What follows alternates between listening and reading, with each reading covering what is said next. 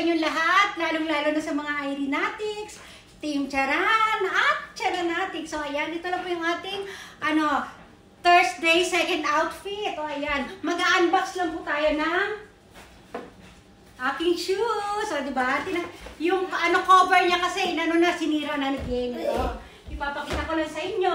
Ito yung regalo sa akin ng asawa ko nung, bakit ba niya ako narigaluhan? Bumili siya kasi ng shoes para doon sa anak kong panganay. Meron din siyang binili para sa akin, guys. Ito siya. Ayan. Hindi ko alam anong gagamitin kong sintas.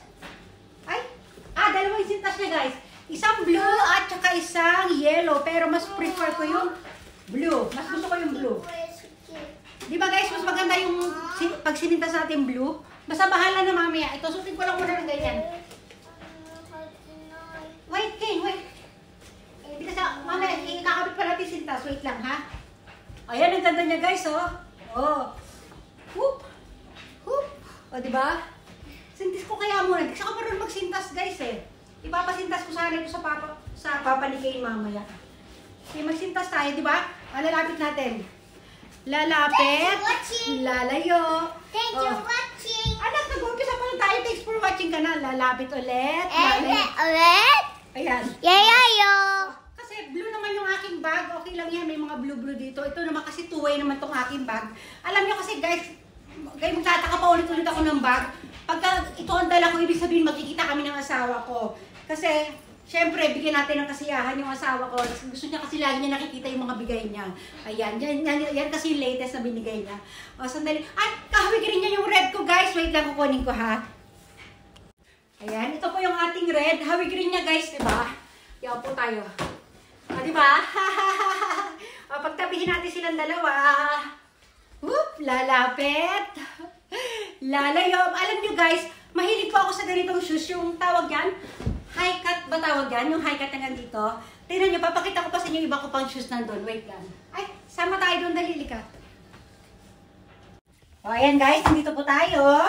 Ito yung sinasabi ko sa isa pang high cut ko. Ito, pang work ko po ito, guys. Pag nag-help ako sa asawa ko, ito yung gamit ko. Matagal na sa akin ito. Tapos ito naman, pang private ko lang din ito.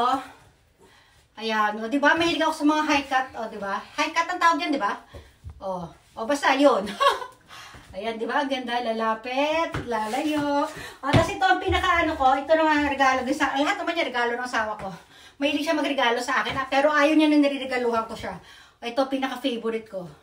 Ito yung kaya lang iningatan ko kasi ang mahal nito ipapakita ko na rin ng konti yung aming mga shoebox. Ayan, ito laruan ni Kate, ayan, naka-plastic. Ayan, sa taas, puro sa akin yan. May konting shoes yung asawa ko dyan. Konti lang. Wala sa ayos kasi doon may marami pa ako shoes. May mga inalis ako dyan. May pinaano ko na, dinispose ko na iba. Ito, pinagamit ko muna sa asawa ko. Pero yung dalawang, yung hilera sa taas, akin yon.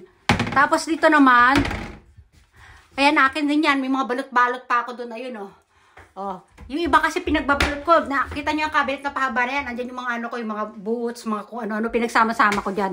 Tapos ito naman, sa anak kong panganay, ayan. Ayaw kasi ng asawa ko na maraming tambak. Tapos ito, mga sapatos ko niyan sa ayan, mga kung ano-ano, wala sa ayos. Ayusin natin yan, maantay lang tayo, ha?